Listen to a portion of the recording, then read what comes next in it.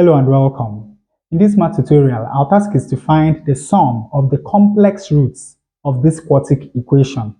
Now, to solve this problem, let us start by rearranging the given equation. We have 8a cubed minus 16. This is equal to 3a to the power 4. Now, the next thing we are going to do is that we will subtract 6a cubed from both sides of this equation. Now, 8a cubed minus 6a cubed is going to give us 2a cubed. Then we have minus 16. Here we have 3a to the power 4 minus 6a cubed. Now, when you look at these two terms, you'll see a common factor, which is 2. So we can write this as 2 into 2a cubed divided by 2 is a cubed, and minus 16 divided by 2 is minus 8. Also, when you look at these two terms, you'll see a common factor, which is 3a cubed. 3a to the power 4 divided by 3a cubed is going to give us a, while minus 6a cubed divided by 3a cubed is going to give us minus 2. Now, notice that here we have the difference of 2 cubes because, of course, 8 is equal to 2 cubed. And remember that when we have a cubed minus b cubed, we can factorize this as a minus b times a squared plus ab plus b squared. Of course, in this case, b is equal to 2. That means that we can write this left-hand side as 2 times a minus 2 times a squared plus 2a plus 2 squared, which is 4.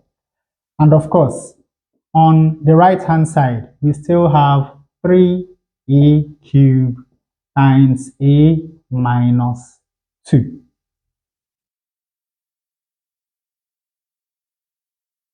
Now let us move this term over to the left-hand side. When we do that, we have 2 times a minus 2 times a squared plus 2a plus 4 minus 3a cubed times a minus 2. Now this is equal to 0. Now, when you look at these two terms, you'll see a common factor, which is a minus 2. So we can factorize. We have a minus 2 into, when you divide this first term by a minus 2, we are left with 2a squared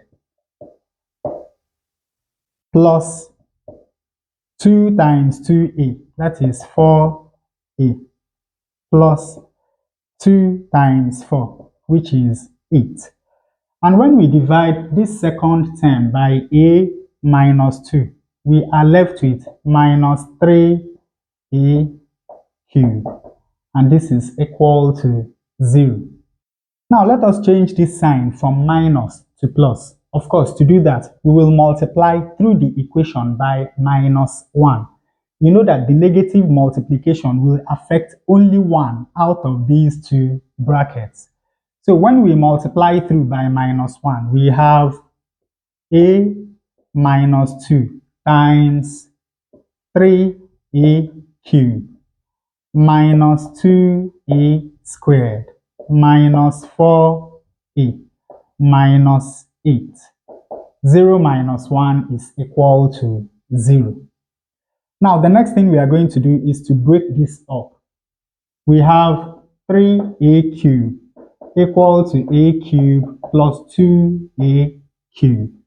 So we now write this as a minus 2 times a cubed minus 8 plus 2a cubed minus 2a squared minus 4a. This is equal to 0. Once more, here we have the difference of 2 cubes. So we can now write this as a minus 2 into, we factorize this, we have a minus 2 times a squared plus 2a plus 4. When you look at these remaining three terms, you'll see a common factor, which is 2a. 2a cubed divided by 2a is a squared, minus 2a squared divided by 2a is going to give us minus a, and minus 4a divided by 2a is going to give us minus 2. Now we close the large bracket and this is equal to 0. But let us look at this quadratic expression. We can factorize this. Since the coefficient of a squared is 1, all we need to do is to find the factors of minus 2 that add up to minus 1.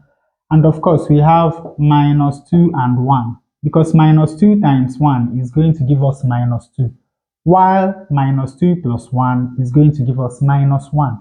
So that means that we can write this equation as a minus 2 times a minus 2 times a squared plus 2a plus 4 plus 2a into, now instead of this quadratic factor, we have a minus 2 times a plus 1.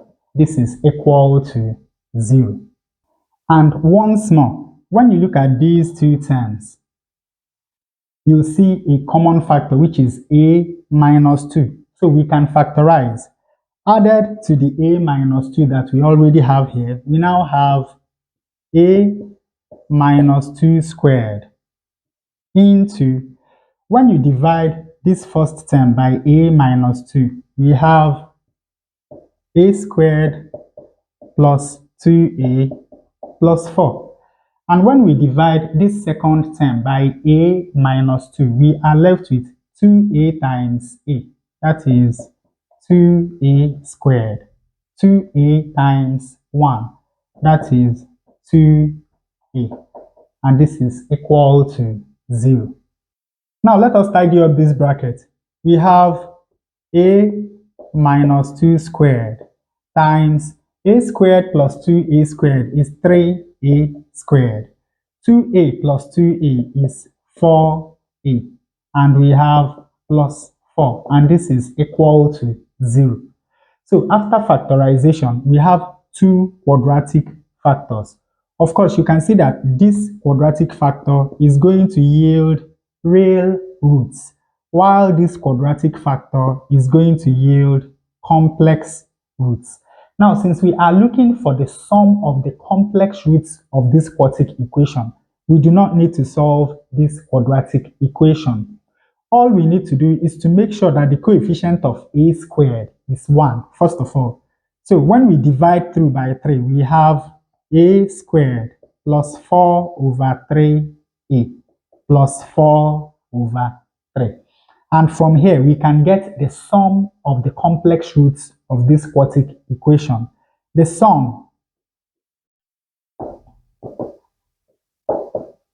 is equal to minus 4 over 3. So this is the answer we are looking for. Now, of course, there are other methods of solving this problem. I just did this as an exercise in factorization. And with that, we come to the end of this tutorial. I hope you learned something new. If you enjoy such content, please subscribe to the channel. Give us a like to support the channel. Thanks for watching, and you can see more tutorials here.